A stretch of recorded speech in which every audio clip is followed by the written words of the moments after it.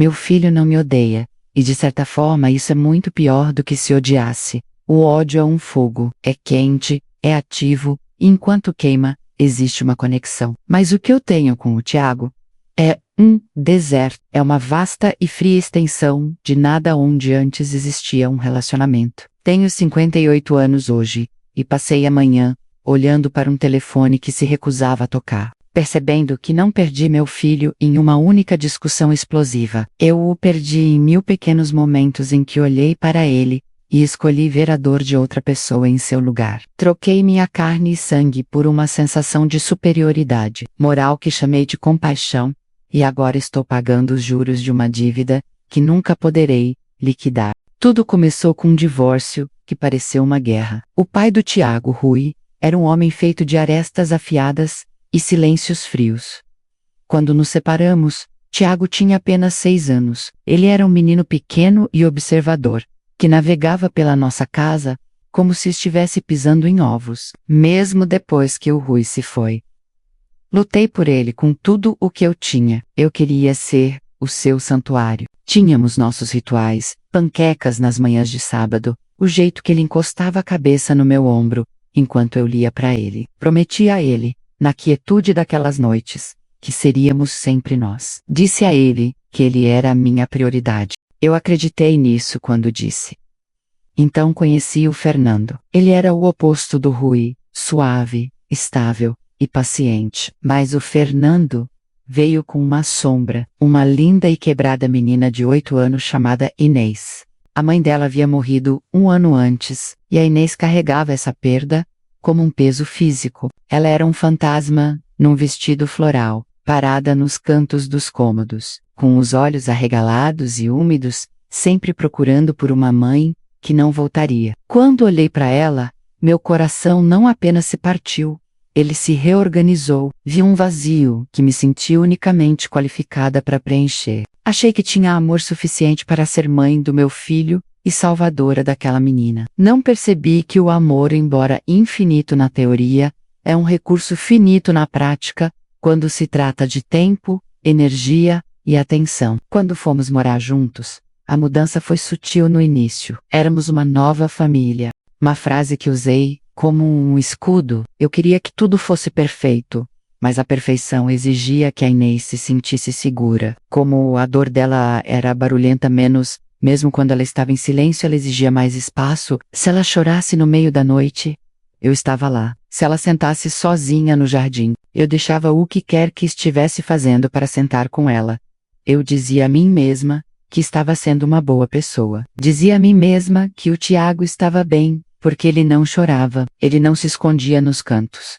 Ele apenas observava. Interpretei mal o silêncio dele como força, e usei essa força percebida como uma desculpa para ignorá-lo. Lembro-me de uma tarde de terça-feira, alguns meses após o casamento. Tiago passou a semana inteira construindo uma ponte de palitos de dente. Ele tinha 9 anos na época. Ele entrou na cozinha, com o rosto brilhando com uma centelha rara de orgulho, segurando a estrutura frágil. Mãe, olha, disse ele, com a voz baixa, mas ansiosa. No momento em que ele falou, Inês entrou atrás dele, com os olhos vermelhos de um pesadelo que teve durante o cochilo. Ela não disse uma palavra, apenas encostou-se no batente da porta. Eu nem olhei para a ponte. Passei pelo Tiago para puxar a Inês para um abraço. Tá tudo bem, querida, eu estou aqui. Sussurrei para ela. Para o Tiago, eu disse, que legal, filho, mas você pode colocar na mesa? Preciso ajudar a Inês agora. Ele não reclamou, não fez birra, ficou parado ali por um segundo. O brilho nos olhos desaparecendo, como uma vela sendo apagada. Ele colocou a ponte sobre a mesa, e mais tarde naquela noite, eu a encontrei no lixo, quebrada ao meio. Não perguntei por quê. Eu estava ocupada demais pesquisando terapeutas para Inês. Ocupada demais, garantindo que o quarto dela fosse decorado exatamente como ela gostava, para que ela não se sentisse uma estranha. Tive tanto medo de que ela se sentisse uma enteada, que acabei fazendo meu próprio filho se sentir um convidado em sua própria casa. Fernando percebia ocasionalmente. Ele dizia, Silvia, você está fazendo muito pela Inês.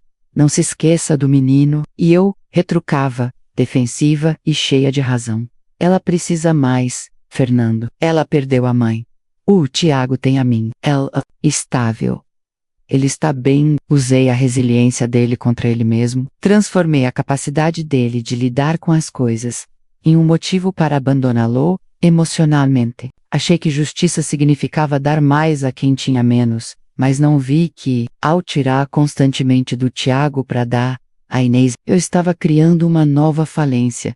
Os anos começaram a passar mais rápido, e a distância entre nós cresceu, como um muro físico. Quando o Tiago fez 12 anos, parou de me pedir para olhar as coisas, parou de encostar a cabeça no meu ombro, tornou-se uma sombra na casa, uma presença educada e silenciosa, que se movia pelos corredores, sem fazer barulho. Enquanto isso, Inês florescia. Ela começou a me chamar de mãe. Cada vez que ela dizia isso, uma parte de mim sentia uma onda de orgulho, uma sensação de missão cumprida. Eu a salvei. Preenchi-a, mas eu estava tão cega pelo brilho desse sucesso que não conseguia ver a escuridão se aprofundando no quarto ao lado. Tenho 58 anos agora, e percebo que os filhos não medem o amor pelas intenções dos pais. Eles medem pela presença. Medem por quem recebe o primeiro de tudo. Para o Tiago, tudo era um depois. Cada abraço era um espera um minuto. Cada conversa era interrompida pelas necessidades da Inês. Convenci-me de que estava ensinando empatia a ele, ensinando-o a ser altruísta. Na realidade, eu estava ensinando a ele que suas necessidades eram um fardo e que meu amor era algo que ele tinha que conquistar ficando fora do caminho. Agora, o silêncio vindo do lado do mundo dele é tão alto que me mantém acordada à noite. Escolhi ser uma salvadora e, fazer isso. Tornei-me uma estranha para a única pessoa que deveria ser minha para sempre. Silêncio de uma criança que desistiu é muito mais pesado do que os gritos de uma criança com raiva. Quando o Tiago fez 13 anos, a casa se estabilizou em um ritmo que eu confundi com harmonia. Inês estava bem, era comunicativa,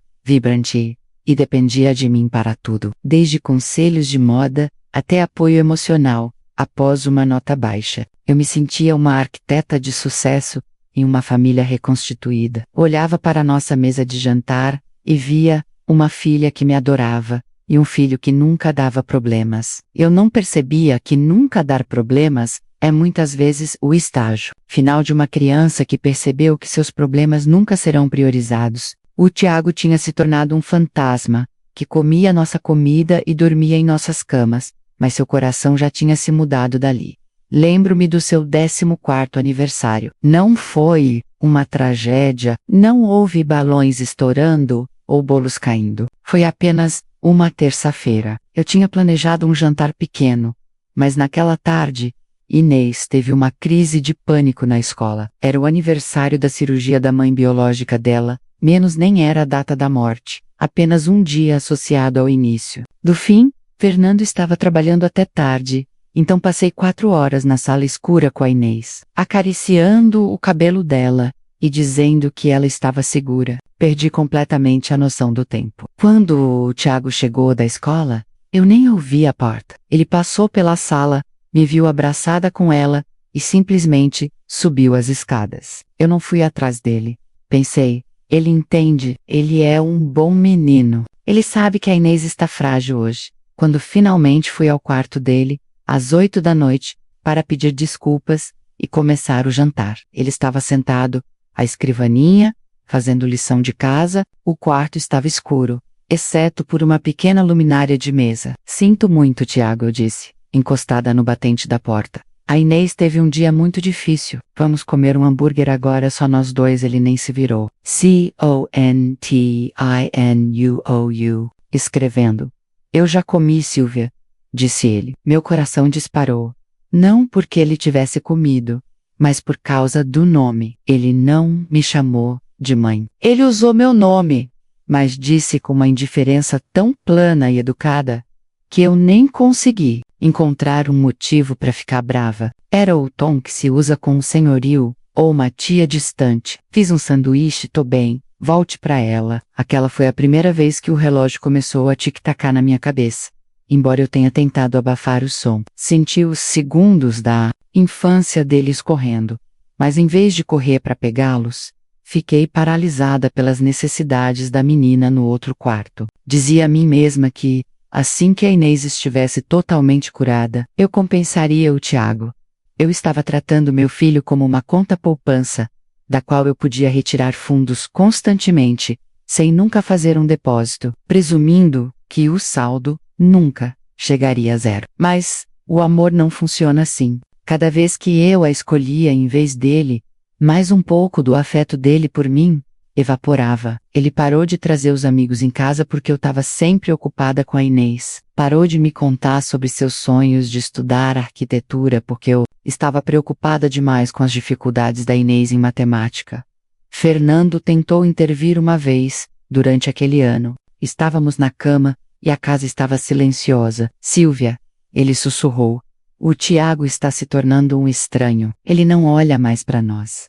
Eu me virei para o outro lado, puxando o cobertor. Ele é apenas um adolescente. Fernando, ficam mal-humorados. A Inês é quem precisa de mais cuidado agora. O Tiago é forte. Ele é como o pai. É independente. Usei as melhores qualidades do Tiago como uma arma contra suas próprias necessidades. Como ele não exigia meu amor. Convenci-me de que ele não o queria. Era uma mentira conveniente que me permitia continuar focada no projeto da Inês, o que me fazia sentir uma heroína. A pressão moral começou a aumentar conforme ele se aproximava dos 16 anos. Comecei a notar coisas para as quais estive cega.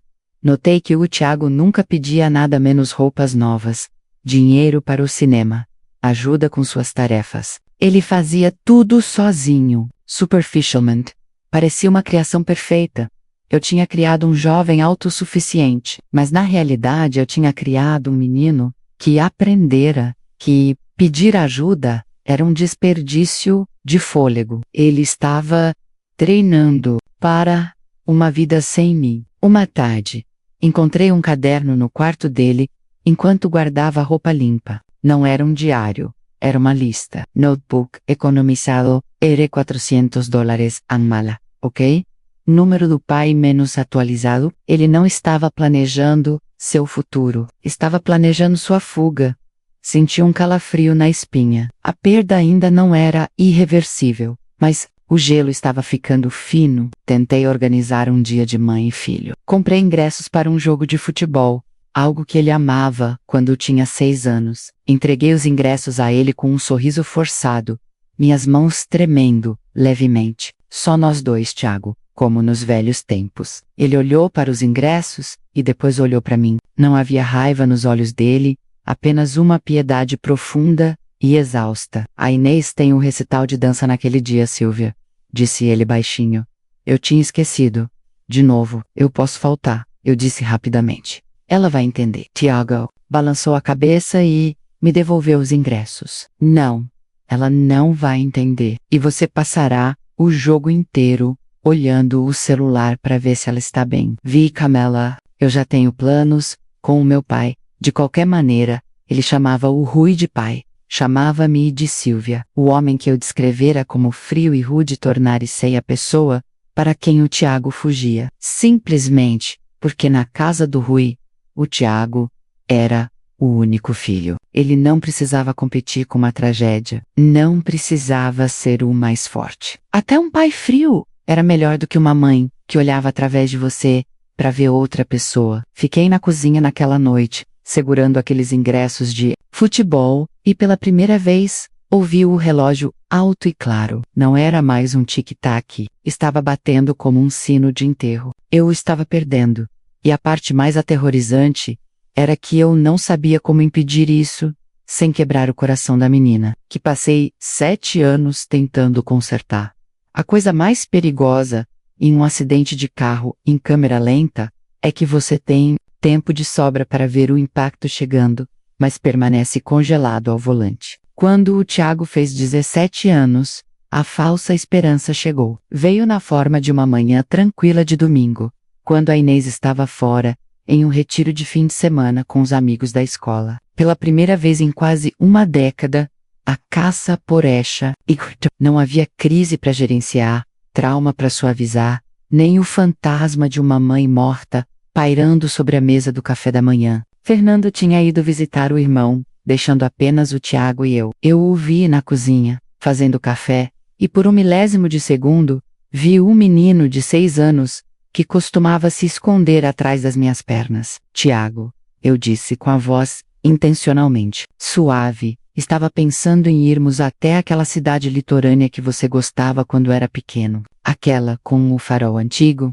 Poderíamos almoçar por lá. Prendi a respiração, esperando pela rejeição. Mas ele fez uma pausa, com a mão pairando sobre o açucareiro. Ele olhou para mim, menos olhou de verdade. E por um momento, o muro pareceu afinar. Tudo bem, disse ele. Apenas 2 palavras, mas pareceram uma tábua de salvação. Senti uma onda de alegria genuína, do tipo que não sentia com ele há anos. Fui buscar meu casaco, com a mente já acelerada, com todas as coisas que eu queria dizer, todos os pedidos de desculpa que eu queria tecer na conversa, sem que parecesse um fardo pesado. A viagem foi tranquila, mas não era o silêncio pesado e sufocante dos últimos anos. Conversamos sobre coisas pequenas, suas aulas, seu interesse em desenho arquitetônico, as músicas que ele gostava. Eu ouvi. Não o interrompi para contar uma história sobre a Inês. Não olhei meu celular. Dei a ele o primeiro de tudo naquele dia. Sentamos em uma mesinha, com vista para o mar, e por 2 horas me senti mãe novamente. Vi-o sorrir, um sorriso real, sem esforço, e pensei: é isso. Estamos começando de novo. Eu posso consertar isso. Alcancei sua mão sobre a mesa e a toquei. Ele não a retirou imediatamente. Senti falta disso, Tiago. Sussurrei. Senti sua falta. Ele olhou para nossas mãos, com uma expressão ilegível. Eu estive bem aqui, Silvia, disse ele baixinho. O uso do meu nome ainda doía, mas não o corrigi. Não queria quebrar o encanto. Mas então, o universo testou minha determinação. Meu telefone vibrou sobre a mesa. Era a Inês. Ela estava ligando do retiro. Eu ignorei. Vibrou. De novo. E de novo. Então uma mensagem brilhou na tela. Mãe, por favor, atende. Estou tendo um ataque de pânico. Não consigo respirar. Preciso de você. Senti aquela onda familiar de ansiedade, quase como um reflexo de Pavlov. Meu coração começou a acelerar. Olhei para o telefone e depois para o Tiago. Ele estava me observando. Ele viu o nome na tela. A luz que eu vira em seus olhos, momentos antes, não apenas diminuiu, ela desapareceu. Foi substituída por um olhar de resignação profunda e familiar. Atende, disse ele. Sua voz agora era fria, de volta àquele tom plano e educado. Não, eu disse. Embora minha mão já estivesse alcançando o aparelho, ela tá em um retiro, tem professores lá, ela tá bem. O telefone tocou de novo. Desta vez, era um dos monitores. O pânico venceu. Eu atendi. Inês, o que aconteceu? Passei os 15 minutos seguintes ao telefone, coordenando com a professora, acalmando a Inês, prometendo que iria bascular mais cedo se ela não conseguisse se acalmar. Eu era a salvadora de novo. Eu era a boa mãe. Quando finalmente desliguei, a mesa parecia ter 5 quilômetros de largura. Tiago já estava de pé, com a carteira na mão, colocando o dinheiro da sua parte da refeição sobre a mesa. Tiago, espera, implorei. Ela estava tendo uma crise real. Eu tive que. Você sempre tem que fazer algo por ela. Ele interrompeu. Ele não estava gritando. Não parecia zangado. Parecia entediado. Tudo bem, Silvia. Eu sabia que o passeio ao farol não ia acontecer. Não sei por que pensei que hoje seria diferente. Ele caminhou em direção à saída, antes mesmo que eu pudesse me levantar. A falsa esperança tinha sido uma piada cruel, um lembre do que, mesmo quando eu tentava, eu estava fundamentalmente programada para priorizar quem gritava mais alto. Dirigi de volta para casa, em um silêncio tão espesso que parecia um afogamento. Naquela noite, enquanto eu me preparava para dirigir 2 horas para buscar a Inês, vi o Tiago pela porta aberta do quarto. Ele estava dobrando suas roupas em uma mala, não uma pequena para um fim de semana, menos uma grande e resistente. O relógio Tinha chegado a sua hora final. O que você está fazendo? Perguntei, com a voz tremendo. Ele não levantou os olhos. Faço 17 anos no mês. Vem, Sylvia. Liguei pro meu pai. Ele vem me buscar hoje à noite. Vou terminar meu último ano de escola morando lá. Senti como se o chão tivesse sido retirado sob meus pés. Você não pode, suspirei. Temos uma vida aqui. Somos uma família. Tiago parou de dobrar uma camisa e finalmente olhou para mim. Não, disse ele firmemente. Você, o Fernando e a Inês são uma família. Eu sou apenas a pessoa que mora no quarto ao lado da lavanderia. Estou cansado de ser o forte, para que você possa se sentir uma heroína para ela. Quarrel ia para um lugar onde eu seja apenas um filho, não uma segunda opção. Rui chegou 2 horas depois. Ele nem sequer foi até a porta. Apenas buzinou da calçada. Tiago desceu as malas pelas escadas. Fernando estava no corredor, com um olhar impotente, a mão no meu ombro. Eu estava chorando, implorando para o Tiago ficar, prometendo que as coisas mudariam, que eu faria terapia, que o colocaria em primeiro lugar. Ele nem olhou para trás. Colocou as malas no porta-malas, entrou no banco do passageiro e eles foram embora.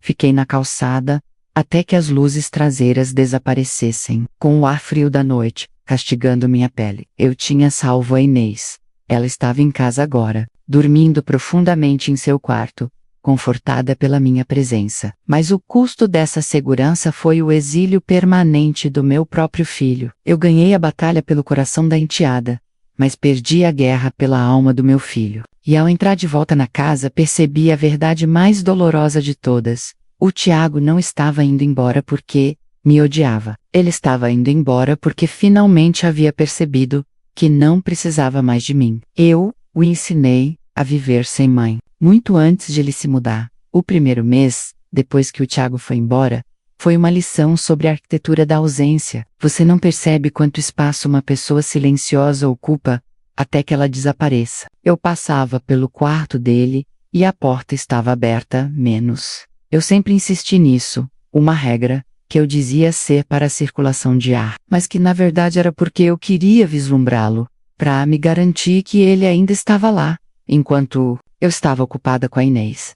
Agora o quarto era um museu de um menino que eu nunca conheci de verdade. Ele levou suas roupas e seu notebook, mas deixou as coisas que não importavam mais para ele. Um desenho inacabado de uma catedral, um único sapato debaixo da cama, uma pilha de livros que eu lhe dera em um Natal, do qual eu mal me lembrava, porque a Inês estivera doente naquele ano.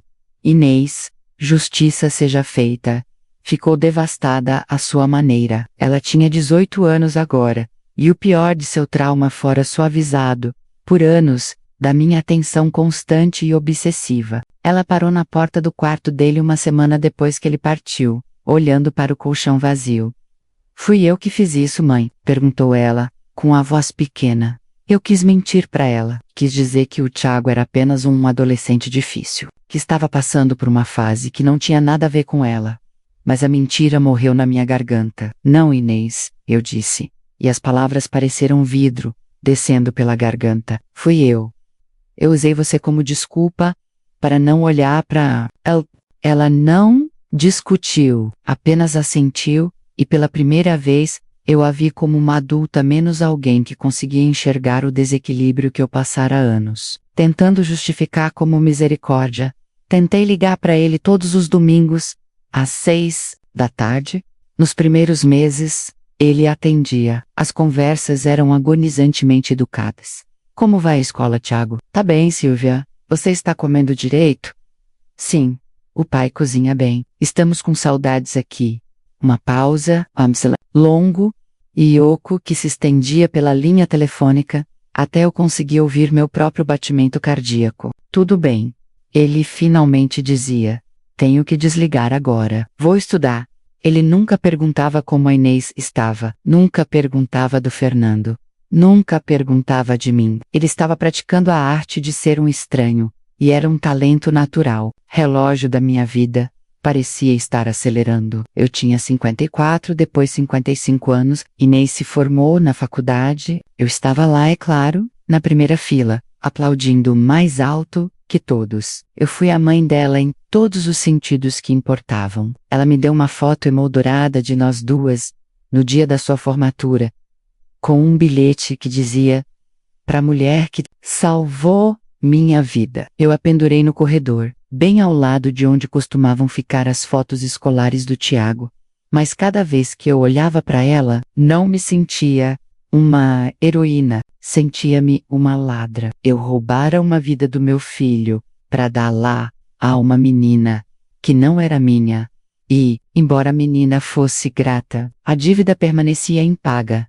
A percepção mais dolorosa veio quando visitei a casa do Rui para a cerimônia de formatura do ensino médio do Tiago, um evento público que eu sabia que ele não poderia me impedir de comparecer. Sentei 10 fileiras atrás, observando-o atravessar o palco. Ele estava alto, confiante, e se parecia tanto com o meu pai, que meu fôlego falhou. Após a cerimônia, aproximei-me dele, no estacionamento. Rui estava lá, parecendo mais velho, mais satisfeito, com o braço sobre o ombro do Tiago. Quando o Tiago me viu, não franziu a testa, não se virou, apenas me deu um sorriso pequeno e distante, do tipo que se dá a uma antiga professora de quem se lembra vagamente. "Você conseguiu, Tiago", eu disse, com a voz embargada. "Estou tão orgulhosa de você." "Obrigado, Silvia", disse ele. Ele não fez menção de me abraçar, ficou parado com as mãos nos bolsos, inclinando-se em direção ao pai. "Vamos já. Agora, foi gentil da sua parte vir. Posso ir jantar com vocês?" perguntei. O desespero transparecendo apesar do meu esforço em manter a compostura. Tiago olhou para o Rui. "Depois de volta para mim. É só para a família hoje à noite", disse ele.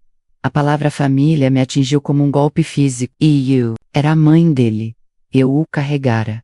Eu lutara pela guarda dele, mas eu renunciara ao meu lugar naquela palavra anos atrás, quando fiz com que ele se sentisse um intruso em nossa própria casa. Fiquei ali, sob o calor do sol da tarde, observando-os caminhar até o carro do Rui, e percebi que o Tiago não estava mais com raiva. A raiva exige energia, exige a crença de que as coisas poderiam ser diferentes. O Tiago tinha passado da raiva para o território frio e silencioso da indiferença. Eu não era mais uma vilã na história dele, eu era apenas uma nota de rodapé. Voltei para casa, para uma casa que estava perfeitamente em paz. Inês estava feliz, Fernando era gentil. Tínhamos a vida que eu tanto trabalhei para construir. Mas, enquanto eu me sentava na sala naquela noite, ouvindo o silêncio, percebi que tinha construído uma casa linda, sobre um alicerce de negligência.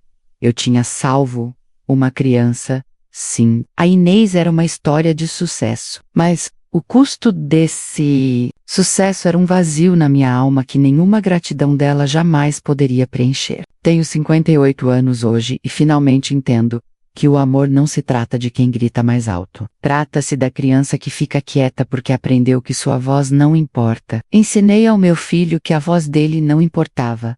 E, agora, ele está finalmente honrando essa lição. Ele está ficando quieto, e o silêncio é a coisa mais dolorosa que já tive que suportar.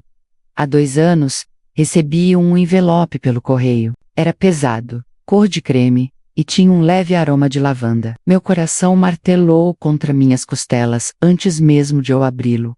Eu conhecia aquela caligrafia. Era precisa, arquitetônica e desprovida de qualquer adorno. Era um convite para o casamento do Tiago por algumas horas. Permiti-me afogar em um tipo perigoso de esperança. Imaginei a dança de mãe do noivo. Imaginei ser convidada para ajudar com as flores ou com um mapa de mesas. Pensei que talvez, diante de um novo começo, ele estivesse pronto para me deixar voltar ao seu círculo íntimo. Saí e comprei vestido, um azul suave e discreto que achei que ficaria bem nas fotos. Passei 3 semanas ensaiando o que diria a noiva dele. O casamento foi realizado em um belo vinhedo. Quando cheguei, procurei meu nome no mapa de assentos, perto da entrada. Percorri o topo, procurando a seção família. Procurei a mesa reservada para os pais. Não encontrei meu nome lá. Encontrei-o no final da lista, mesa fortim no canto dos fundos, perto das portas da cozinha, sentada com os antigos amigos de faculdade do pai dele, e alguns primos distantes que eu não via há 20 anos. A segunda esposa do Rui, uma mulher que conhecia o Tiago há menos tempo do que eu o carregara no ventre, estava sentada na mesa de honra. Foi ela quem ajudou a noiva com o véu. Foi ela quem ficou na linha de recepção. Sentei-me na mesa 14 e assisti ao meu filho entregar sua vida a outra pessoa. Vi-o rir, vi-o brindar com os amigos, e vi a maneira como ele olhava para sua nova esposa com uma devoção protetora e feroz. Era o mesmo olhar que ele costumava me dar quando tinha 6 anos, antes de o mundo se tornar lotado. Percebi então que o Tiago não perdera sua capacidade de amar profunda e avassaladoramente. Ele apenas decidira que eu não era mais um lugar seguro para guardar esse amor. Inês sentou-se ao meu lado, segurando minha mão por baixo da mesa. Ela estava chorando, não pela alegria da ocasião, mas porque finalmente entendera a geografia da sala. Ela viu onde eu fora colocada. Viu que, ao tentar fazer dela o centro do meu mundo, eu me tornara uma nota de rodapé no dele. Ao final da noite, enquanto a música diminuía, encontrei um momento para me aproximar dele. Ele estava perto do bar, ajustando as abotoaduras. Porecha feliz, verdadeira e profundamente feliz. Tiago, eu disse, com a voz que mal passava de um sussurro. Ele se virou, e aquela máscara educada e profissional voltou ao lugar. Silvia, que bom que você veio. Gostou do salmão? Ele falou comigo como um patrocinador corporativo, alguém a quem ele devia um breve momento de cortesia antes de passar para as pessoas que realmente importavam. Você se parece tanto com o seu avô, eu disse, estendendo a mão para tocar o braço dele.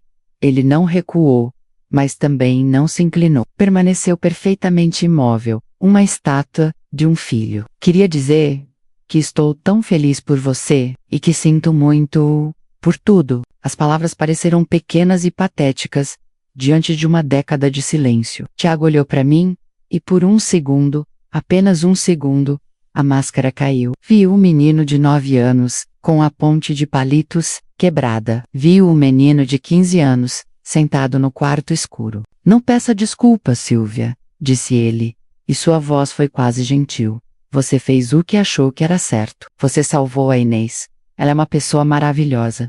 Você deveria se orgulhar disso. Mas eu perdi você. Eu desabafei sufocada. Tiago assentiu lentamente. Sim, perdeu. Mas esse foi o preço, não foi? Você não pode colocar todo o seu peso em um lado da balança e esperar que o outro lado permaneça nivelado. Eu apenas aprendi a construir minha própria balança. Ele checou o relógio. Um hábito que herdara do Rui. Tenho que ir. A Sara está esperando. Obrigado pelo presente. Ele se virou e foi embora, desaparecendo na multidão de pessoas que conheciam sua comida favorita, sua música favorita e os nomes de seus futuros filhos. Tenho 58 anos hoje. A casa está silenciosa. Inês também já está casada, morando a 2 horas daqui. Ela me liga todos os dias, diz que me ama. Diz que sou a melhor mãe que uma garota poderia desejar. E eu sorrio e digo que também a amo. Mas cada vez que desligo o telefone, olho para o silêncio do outro lado da minha vida. Percebi que a maior tragédia da minha vida não é que eu tenha sido uma pessoa má, é que eu fui uma pessoa que confundiu urgência com importância. Achei que a criança que estava sangrando precisava mais de mim do que a criança que estava apenas com um hematoma. Não percebi que um hematoma, se não for tratado por tempo suficiente, torna-se uma cicatriz permanente. Tenho tudo o que pensei que queria. Tenho um lar pacífico. Tenho uma filha que me adora, mas eu trocaria cada obrigado que a Inês já me deu por um mãe, vindo do menino, que nem sequer diz mais o meu nome. Se você está ouvindo isso, e está equilibrando as necessidades de filhos menos biológicos, enteados, ou outros, por favor, entenda isto. O amor não é uma competição, mas os filhos estão sempre contando os pontos. Eles não estão procurando quem recebe mais, eles estão procurando quem está disposto a olhar para eles quando não estão fazendo nenhum barulho. Não espere até que o silêncio se torne permanente, para perceber que os quietos são os que mais precisam de você. Porque, uma vez que eles aprendem a ficar quietos, sem você, eles nunca mais sentirão a necessidade de falar com você novamente. Esta história é um lembrete doloroso de que, na dança complexa das famílias reconstituídas, muitas vezes priorizamos o fogo do trauma imediato, em vez da fumaça da negligência silenciosa. A percepção de Sylvia chega tarde demais. O amor não se trata apenas de resgatar quem está quebrado. Trata-se de honrar quem está presente. É um alerta para qualquer pessoa que acredita que a resiliência de uma criança é um convite para desviar o olhar. Se você estivesse no lugar da Sylvia, sabendo o que ela sabe agora, teria escolhido de forma diferente? Ou que salvar um filho ao custo de outro é um sacrifício que alguns pais são forçados a fazer?